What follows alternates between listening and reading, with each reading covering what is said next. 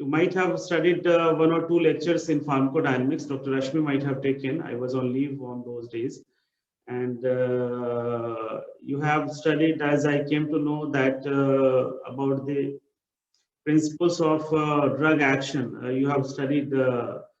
So I'll ask before starting the class, what are the different principles of drug action? Who can answer? Please unmute yourself. In last two lectures, Dr. Rashmi might have taught you these things. What are the principles of drug action? Sir, there are different types of principles of drug action, sir. Stimulation. Who is speaking first? Tell your name and then Mrityunjay answer. Kumar, sir. Mrityunjay Okay. Kumar. Yes, Mrityunjay. Mrityunjay, sir. Mrityunjay Kumar, sir. Yes, Mrityunjay. Sir, Please answer. stimulation, depression, Sir, stimulation, depression, irritation, replacement, and cytotoxic action, sir. Okay, okay, good. So apart from that, anything else you have studied in pharmacodynamics? Yes, sir. Mechanism of drug action, sir. So what is the mechanism of drug action? Apart from Mrityunjay, Mrityunjay, you will not answer. Any other person? Shivam, can you answer? Shivam. Please unmute yourself. Yes. Sir, repeat your question. What is the mechanism of drug action? The mechanism of drug, sir. Yes. Sir major drug जो है वो sir binding करता है protein से functional protein से sir और generally. Okay, okay. So you have some background of drug action, and so we'll start from the beginning, and I think you are having some background, so you can better understand things. Pharmacodynamics and the concept of pharmacodynamics is very much important. So can you see the screen?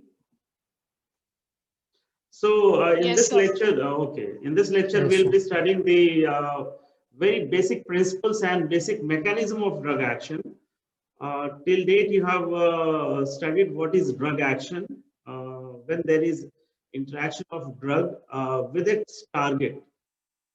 Any drug is having some target in the body, and the drug, for action of the drug to happen, the drug has to bind to its target.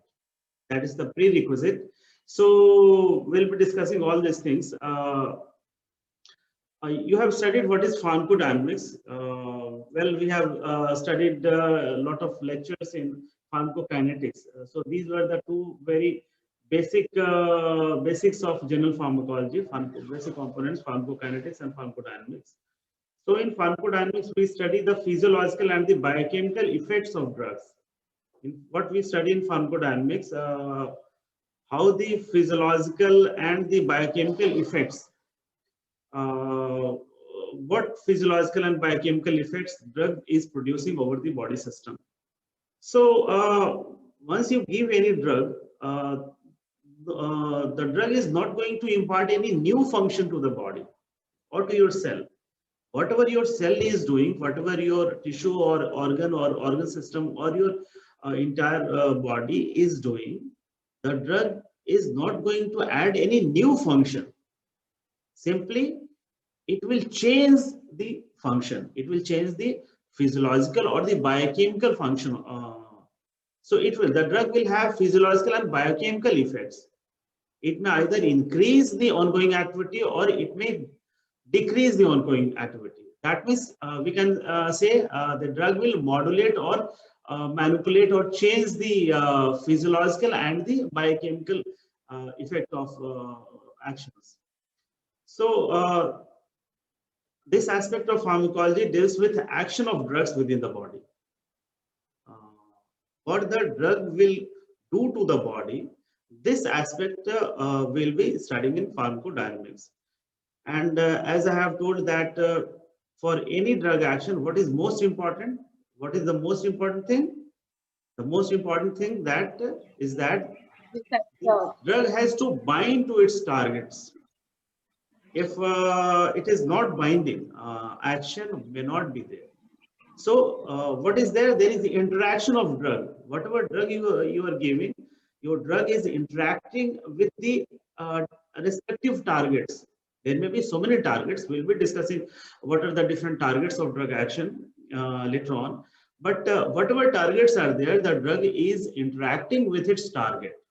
And there may be some modification in the target, like lock and key. Once you insert the key in the lock may be opened or closed. So there is some interaction. So this aspect we'll be studying pharmacodynamics. And apart from that, why the drug will have after interaction with the or after binding with the target, why the drug will change the activity of the concerned target or the function of the concerned target?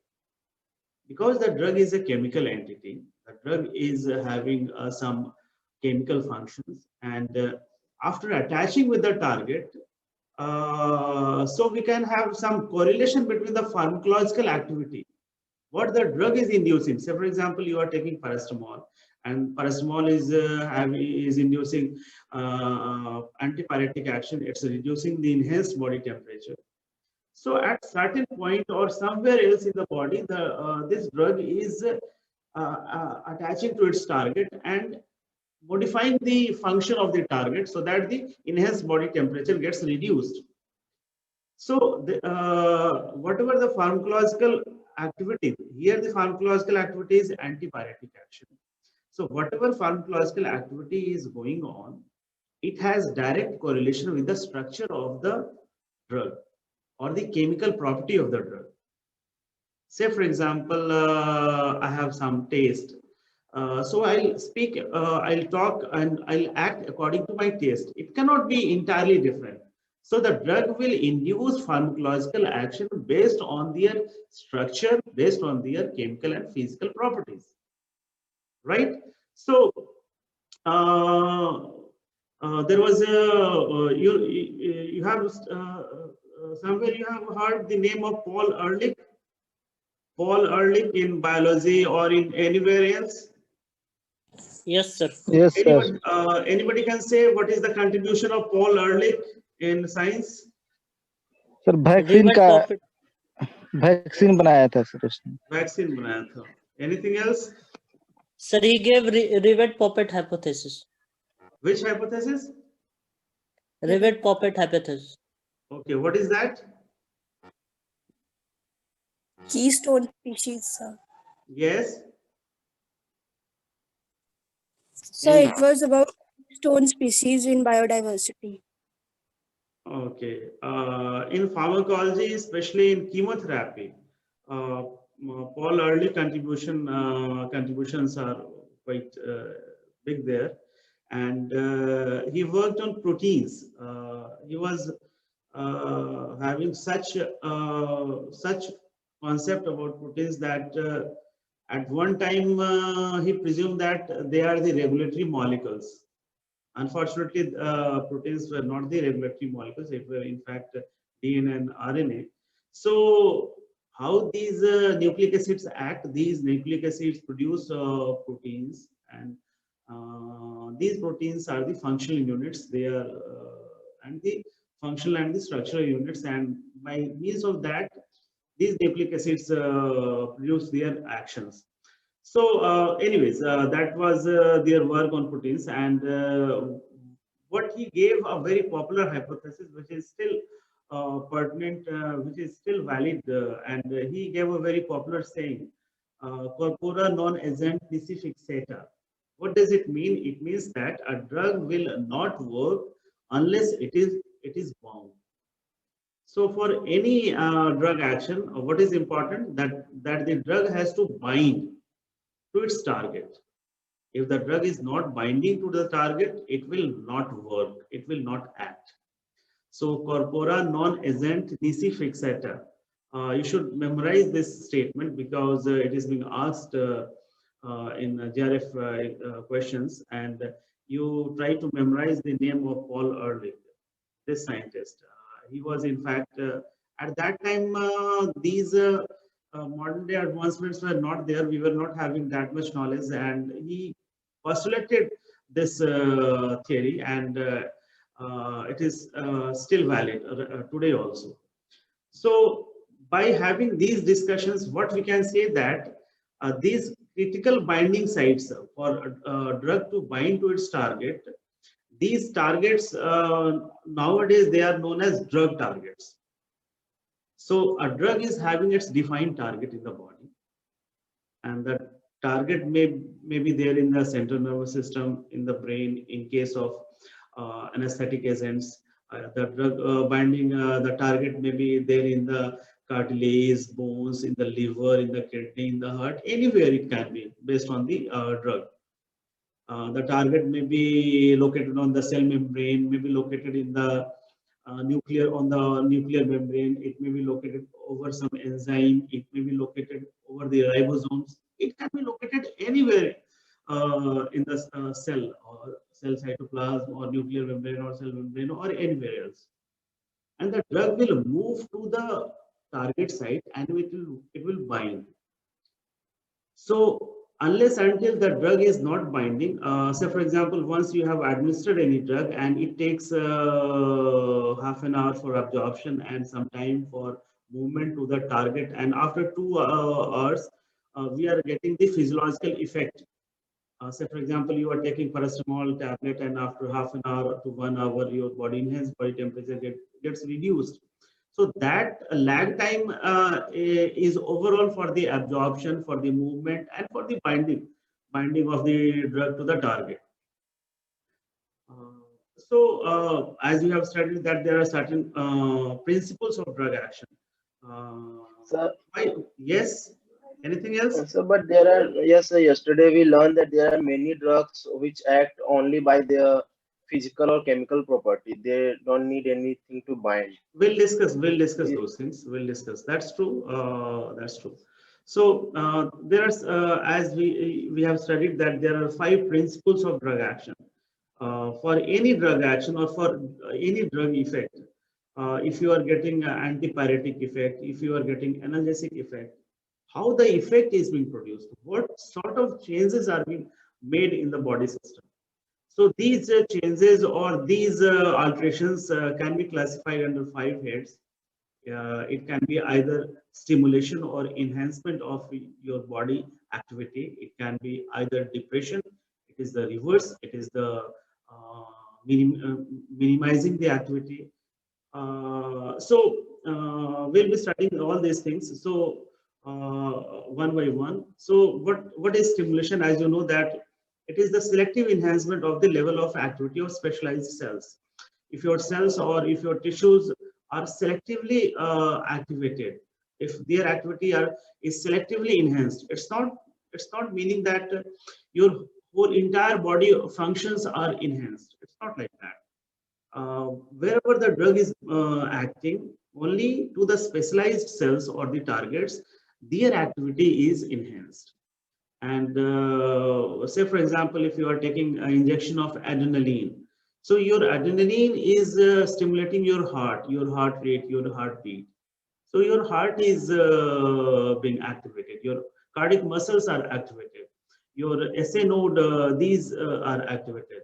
Not everywhere, not your skeletal muscles, and there is no effect on skeletal muscles, and lot of other body structures, they are not disturbed. So there is selective enhancement. Say for example, if you are taking pilocarpine is something, it is an alkaloid obtained from plant, and which stimulates the salivary secretions. The salivary gland secretions are enhanced and salivation is being increased. So these are the selective enhancements. So now once you are increasing the activity, say for example, you are sitting and now you have to run for 10 minutes. After 10 minutes, you feel tired, you feel panting, and you feel the tendency to rest. Why? Because during these 10 minutes, you have spared a lot of energy and you want to restore all those. So excessive stimulation of anything, leads to depression. If your particular organ system or if your any body function is selectively stimulated beyond a level, after certain period the function will be depressed. 2 दिन बहुत काम किया तो 2 दिन के बाद लगता है थकावट हो गई. तो अगर जैसे बहुत सारे डोप एजेंट्स हैं, why these dope agents are banned? These dope agents selectively enhance the body activity beyond threshold, and for temporary there may be enhancement in the body activity, but after certain time the athlete will go in depression. So that is the very general phenomenon of stimulation. In the second function, the drug may reversibly depress the body function. Like there are so many drugs, there are so many sedative drugs. Once you take any drug and you are feeling sleep, or anesthetic agents which depress your function of your central nervous system, and you are feeling analgesia, or you are feeling you are not having your wakefulness, alertness, and you are maybe anesthetized. So lot of depressant activities in the body can be made by so many drugs. Say for example, there is one neurotransmitter, acetylcholine, and this neurotransmitter is a stimulant also on certain cells. This neurotransmitter is having depressant action also on certain cells. Say for example, your acetylcholine will depress the activity of your heart, and your acetylcholine will stimulate the activity of your GI tract. So these are the selective actions. So one drug may have stimulant action on certain cells, on the depressant action on certain cells. So these were the two mechanisms by which or the principles by which drugs may act. But the working of so many drugs cannot be justified by these two mechanisms only, by these two principles only. So apart from stimulation and depression, drug action may be that of irritation. There are so many noxious agents, there are so many irritant agents. They don't stimulate or depress the function. Simply they stimulation and depression were selective actions. Whereas this irritation is non-selective. Wherever you apply any irritant, it will produce its irritant action. So this irritation is non-selective. Wherever you apply any irritant, say for example, you add very diluted concentration of any acid over your skin, it will you will feel burning sensation. Why? Because it's a strong irritant. It's damaging your cutaneous cells, and your nerves are being stimulated, and you are feeling the pain. So these irritants are non-selective. Wherever they are, they will produce their non-selective action. And then you may ask why we require irritants, sir, for treatment. We require irritants for a lot of things.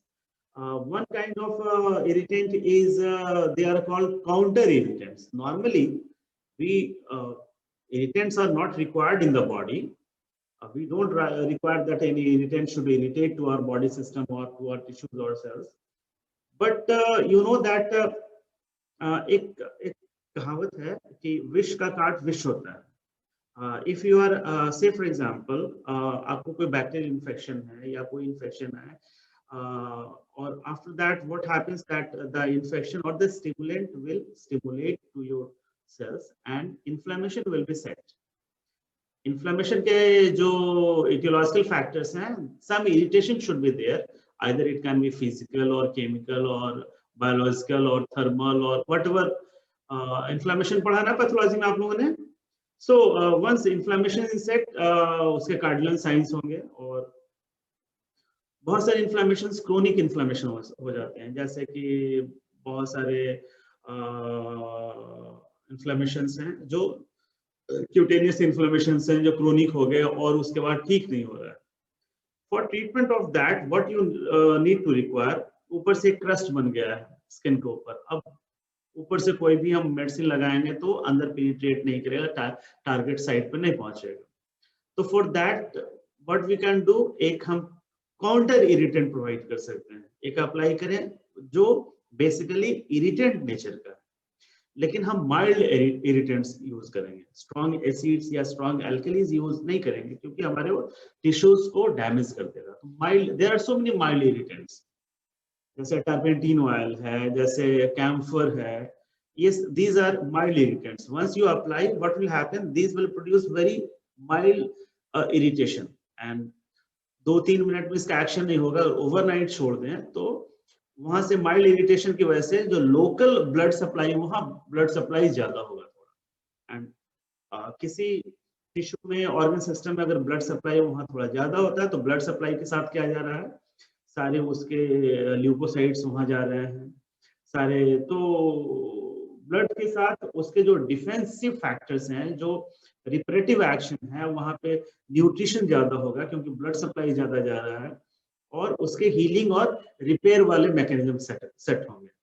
तो these counter irritants they are applied in the body system externally. So many जितने भी आप iodix ointment लगाते हैं, these are all counter irritants. This iodine is a counter irritant. It will have mild irritation over the applied surface area. अगर कहीं चोट लगी है वहां पे अप्लाई करते हो तो ओवरनाइट वहां पे ब्लड सर्कुलेशन ज्यादा होगा, और ब्लड सर्कुलेशन अगर पहुंचता है तो हमारे बॉडी के सारे डिफेंसिव एंड रिपरेटिव फैक्टर्स जितने हैं जो रिपेयर को फैसिलिटेट करते हैं, वो सारे ब्लड में अवेलेबल है और वहां पे हीलिंग फास्ट हो जाएगा उसका। तो that is why we require mild irritants for treatment. लेकिन अगर हम स्ट्रॉन्ग इरिटेंट अगर अप्लाई करते हैं, बहुत सारे केमिकल्स हैं जो स्ट्रॉन्ग इरिटेंट्स हैं, वो क्या करेगा, सेल डैमेज करेगा, कोरोजन करेगा, नेक्रोसिस करेगा और मॉर्फोलॉजिकल डैमेज करेगा। तो these things we don't require.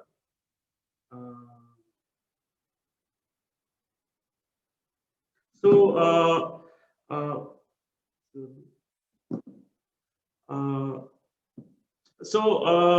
in therapy we require mild irritants. So irritation is one mechanism of drug action, and apart from irritation we can have some other factors also. There is replacement. There are so many disease conditions of, or you can say deficiency conditions. Say for example, you are having, a person is having is diabetic in nature. That means insulin is not properly manufactured or synthesized in the body, or it is not working. What we are doing, we are replacing the insulin. We are adding insulin so that the deficiency is restored. And there will be so many other deficiency states in the body, hypovitaminasis and all these things. So you are adding the deficiency, or you are making replacement. So that is also one way of treatment. We are making so many deficiency states. You are making fluid and electrolyte therapy. If you are dehydrated, if the fluids and electrolytes are less in the body, you are replacing fluids and electrolytes, you are adding. So replacement is one principle of drug action. Apart from that, the last one is the cytotoxic action. For treatment of lot of infections, for treatment of lot of infectious diseases, either it is bacterial or viral or fungal, or it is parasitic infection, any infection is there. What these infections really are? They are not any parasite or any microbe. They are not integral to our body. They are not are inbuilt. They are external external agents. They have invaded to our body system, and what we require to eliminate them selectively. How you will kill any bacteria in your body? You cannot shoot bullets because that will injure your body cells. You cannot send any non-specific agent that kill all the cells. You take that will damage your cells also. So for that, what you require a selective agent which can selectively kill the microbes or inhibit the action of microbes, not to your body cells, not to your eukaryotic cells. Only those prokaryotic cells or the parasites can be eliminated or killed. So what we require, cytotoxic action, that the cells should be killed. But whose cells? The parasitic cells only. not to your cells. So what these antibiotics they are doing, they are killing the bacteria selectively. Your cells are not disturbed. What your anthelmintics or antiparasitics they are doing, they are killing the parasites only in your body. Your cells, your GI cells, your other cells, they are not disturbed. What these antiviral agents are doing, they are inhibiting the viruses only. But for doing this with complete perfection, if you are making a complete surgery, no any commando should be sacrificed, or no any, you may have to afford some certain damage. So there are very limited agents which effectively with 100% accuracy works selectively. There are very limited agents. Wherever there is any war-like situation, our own cells, they are getting disturbed. That is why we have toxicity of these agents. If you are taking any antibiotic, you may have for 5 or 10 days, you may have liver damage, or you may have skin rashes, or you may have feel that your appetite is being disturbed, your gas production, and all this. So what these all things are there? These show that the agent is not very much selectively acting. It's also damaging or affecting the host cells. So that's why we have this side effects and toxicities. We'll discuss these things later on. So cytotoxic action is one mechanism or one principle of drug action that only desired targets, desired cells should be eliminated, not the host cells. Apart from that, we have discussed till now what are the principles. So we can classify the drug action in any of the 5 types. We can justify the action of all drugs by any of the 5 types. Now the question is there, how the drug is acting, how the drug is. These were the principles of drug action. It may be either stimulation, depression, or replacement, or cytotoxic action, or irritation, like that. But how exactly it's working, where it's acting? अभी तक stimulation, depression, irritation, replacement और cytotoxic action से अपने को ये नहीं पता चल रहा कि कैसे काम कर रहा है. So what are the basic mechanisms of drug action? We can have the 2 type of mechanisms. So one is cellular mediated and the other is non-cellular mediated. That all drug action is not mediated by the interaction of cells or by the activity of cells. There are a lot of drug action which are non-cellular in action. Say for example, it can be physical action, it can be physical effect of the drugs. If you are taking any protective agent, say for example, if you are feeling some irritation in the mouth and you are taking glycerine or you are taking honey, what this glycerine or honey is doing, it's just coating your cells. अगर जलन हो रही है मुंह में तो एक गिलास पानी थोड़ा पीते हैं, थोड़ा सा इमीडिएटली जलन कम होता है. क्यों? Because water is making a very thin coat. वो थोड़ी देर बाद धुल जाता है, फिर जलन फील होने लगती है. अगर हम हनी लें तो वो कोट थिक होगा, ज्यादा होगा. These kind of agents which provide us smoothing, which provides a soothing effect or which provides a temporary coating, they are known as demulcent agents. So demulcent action or demulcent agents, these are protective in nature.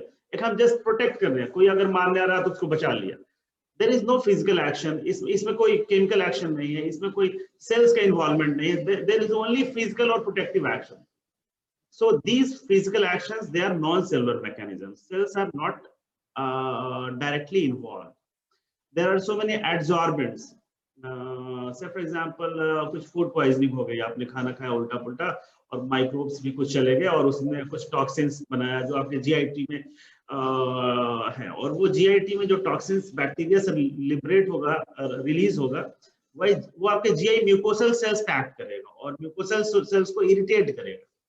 और उसके response में क्या होगा कि हमारे body का एक बड़ा ब्यूटीफुल मैकेनिज्म है कि जहां पे भी इरिटेशन होता है, व्हाट हैपेंस, और हमारा बॉडी कैसे उसको हटाता है.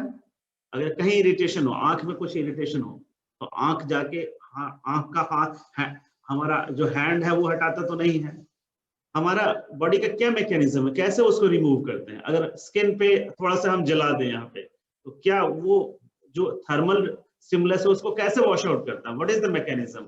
अगर जीआई ट्रैक्ट में इरिटेशन है तो उसको कैसे वॉश करता है?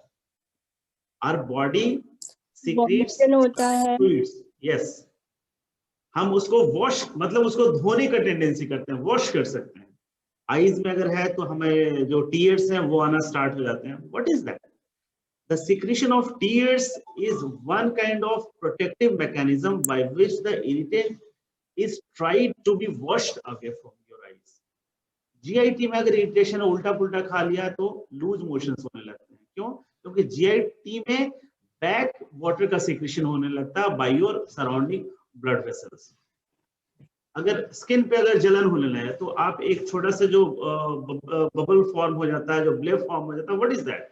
आपके स्क्यूटेनियस सेल्स जो है वाटर सिक्रीट कर रहे हैं वहां पे, ताकि बर्निंग सेंसेशन डाइल्यूट हो सके। So all these are protective mechanisms, and what our body is trying? Our body is trying to wash away the irritant, either it is physical और केमिकल और thermal, whatever it may B.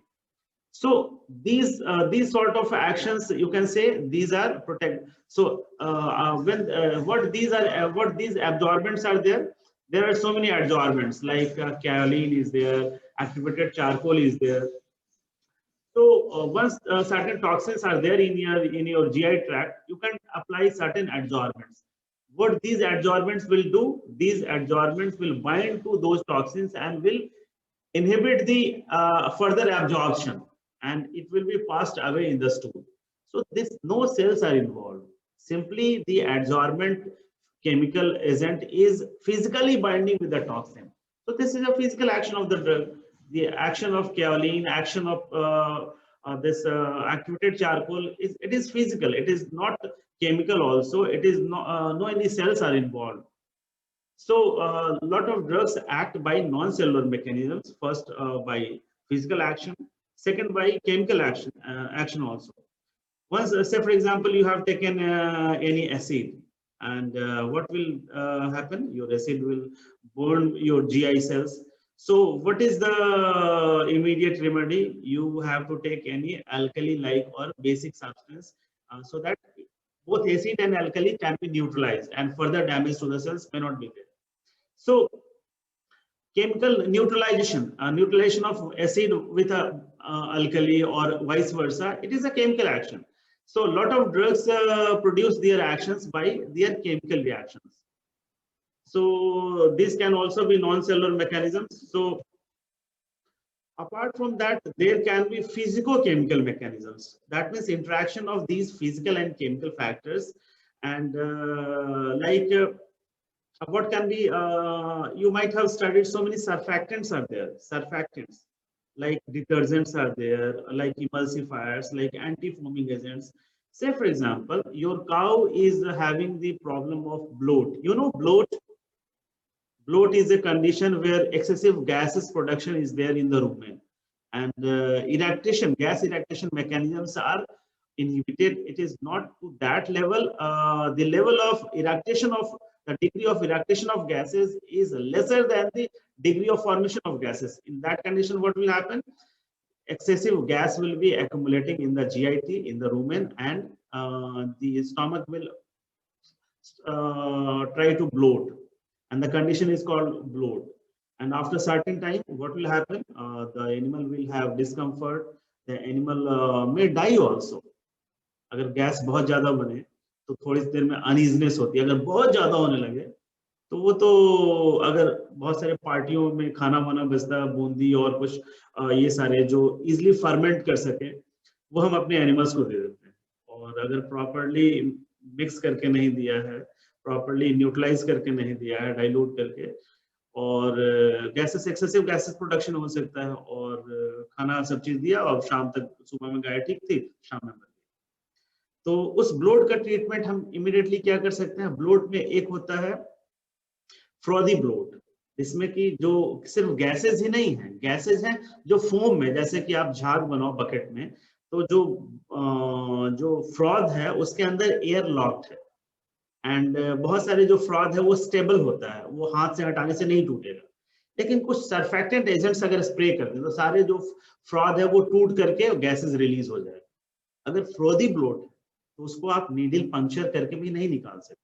For that what you require any surfactant type of agent, जैसे कि डाइमेथिकॉन है जिसको हम orally administer करते हैं, drench करते हैं गाय को, और उसका फ्रोथ जो है वो सेटल होता है, वो टूटता है और गैस इरेक्टेशन फास्ट होता है। So what this surfactant is doing? This surfactant is producing physicochemical change. No any cells are involved. The froth is being broken. The surface tension of the froth is reduced and it's breaking. So this kind of action also are there. There are so many agents. Disinfectants are there. They are also acting by surfactant. Certain disinfectants kill the organisms by surfactant action. So apart from that, the other non-cellular mechanism, it can be modification of the composition of body fluids. Say for example, you have heard of osmotic agents. There are certain agents. Say for example, you take magnesium sulfate or you take more of brine solution. You take any osmotically active agent or osmotic agent by oral route. What will happen? It will draw water in the GIT from the surrounding blood vessels. And so what is the mechanism of action of any osmotic purgative? Mannitol is a osmotic diuretic and the magnesium sulfate is a osmotic purgative. If you take magnesium sulfate, the passage of stool will be accelerated and watery stool is being passed. Why? Because additional fluid is being drawn in the GIT from the surrounding cells by the osmotic action of this magnesium sulfate. Now this osmotic action is simple physical action. By means of osmolarity, it is drawing water.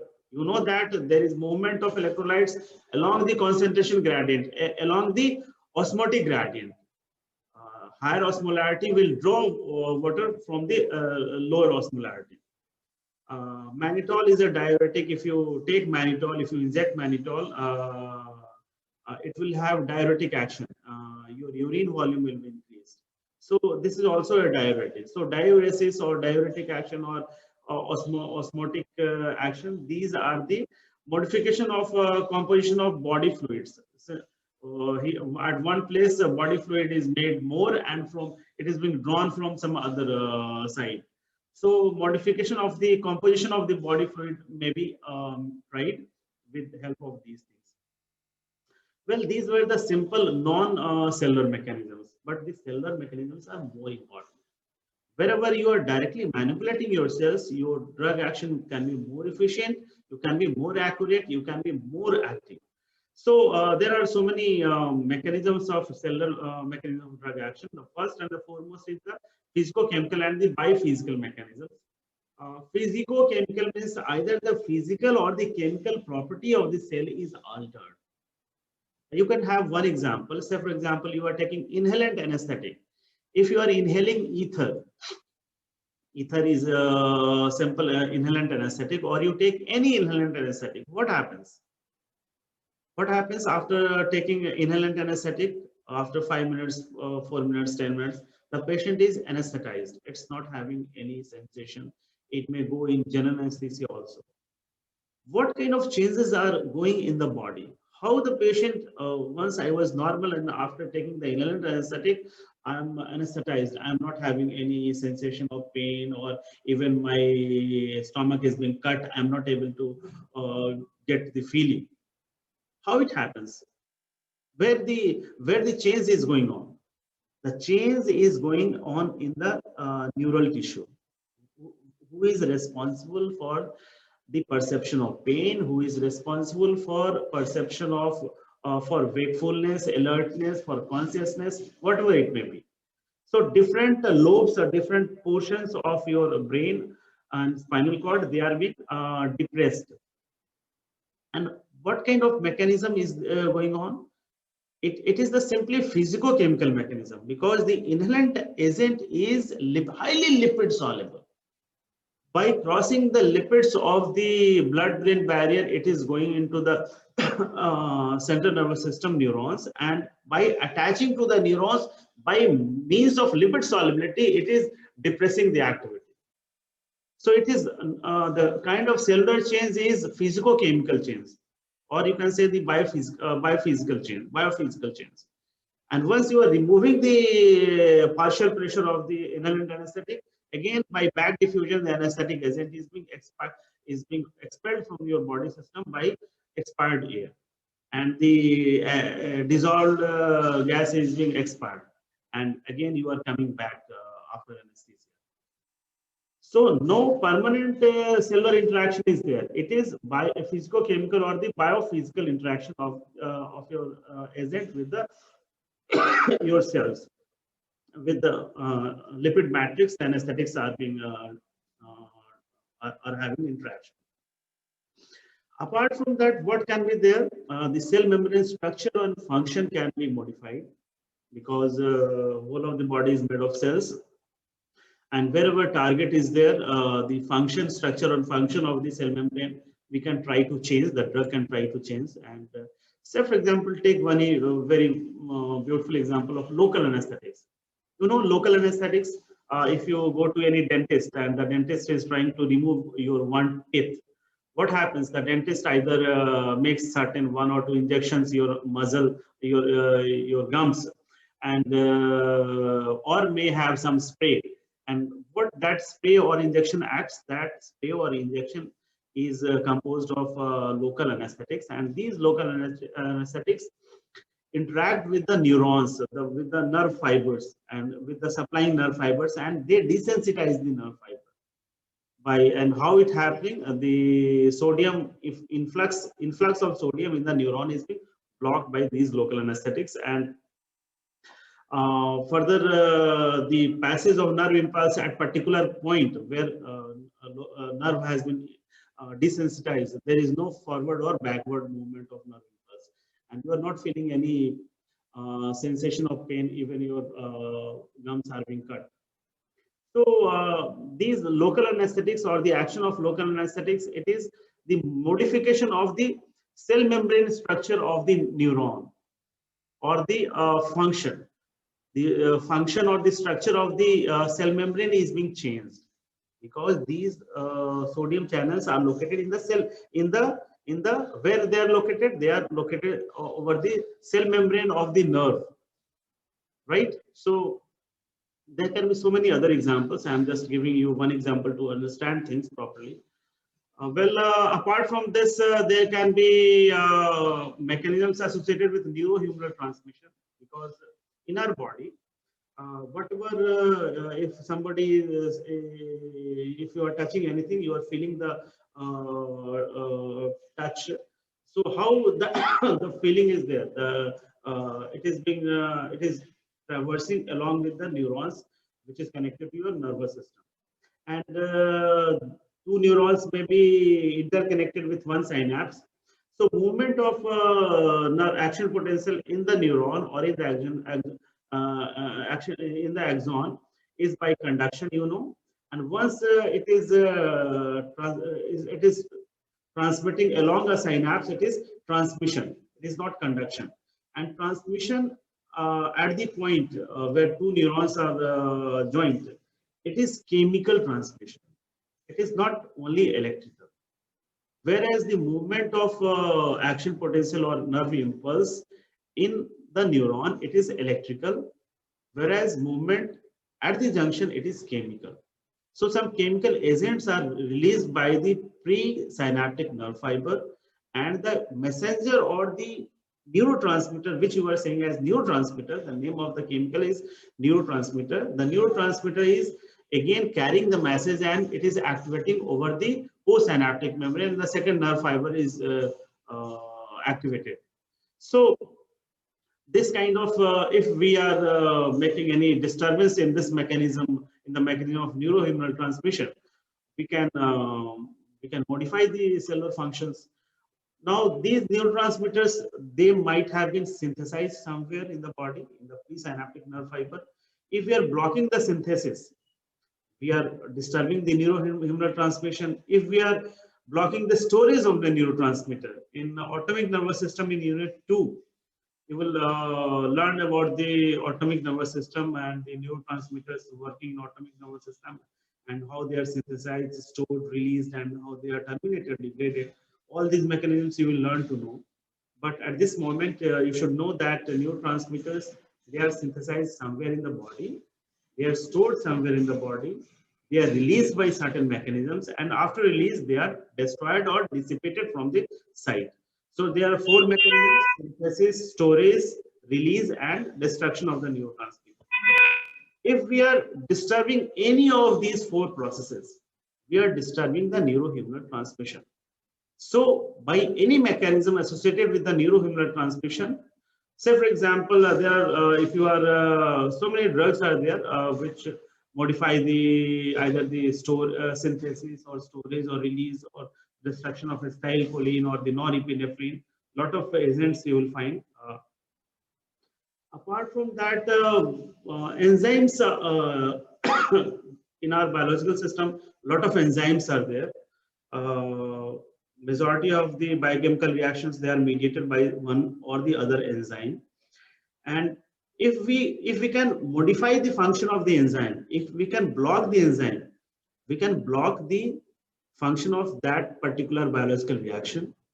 If we can modify the function of the enzyme, we'll be able to modify the function of the concerned biochemical reaction and the concerned physiological function. So enzymes or the manipulation over these enzymes, they are very important tools. And enzymes, we can block these enzymes by competitive mechanisms, by non-competitive mechanisms. So in +2, you might have studied competitive inhibition and non-competitive inhibition and allosteric inhibition on all these things. So we'll be studying all these things in pharmacodynamics. Since this is the introductory class, so not more examples we'll be citing. So these can be the different basic mechanisms of non-cellular and cellular basic mechanisms of drug action, how drugs are acting. And what's the time? 2-3 minutes are there. So in the next class, we'll study further actions. In the next class, we'll study targets for drug action. What are the different targets where drugs are binding? Till now, we have studied the principles and the basic mechanisms of drug action. And in the next class, we'll study what are the different targets where the drugs are binding. Obviously, there are all drugs that do not bind. It's true that all drugs do not act by binding to the target, to the cellular target. Their targets are non-cellular, maybe non-cellular. There are certain, but majority of the drugs act by binding to their targets. The targets can be enzymes, can be receptors, can be protein targets. There are so many targets. We'll discuss one by one in detail. And you will come prepared for the next class for tomorrow's lecture. And you will come prepared after studying receptors. What are receptors? What are the function of receptors? What is the composition of receptors? What are the different types of receptors? You will come prepared because we'll be having only 1 hour time for discussion. And once you are having certain preparation, you can better understand things. Because we are already delayed in the syllabus. I'm repeating this class Dr. Rashmi had taken. So in tomorrow's lecture, we'll complete the different drug targets, and there forward 3-4 in coming 4 to 5 lectures, this general pharmacology will be completed. And after that, Dr. Rashmi will take the autonomic nervous system. And wherever you find any problem, you can raise any issue. I'll be there along with the entire journey. If you have any doubt, you can ask, or then we can discontinue the class. Any doubt anybody is having? Okay, if there are no questions, thank you, and we'll meet in tomorrow's lecture. Okay, thank you.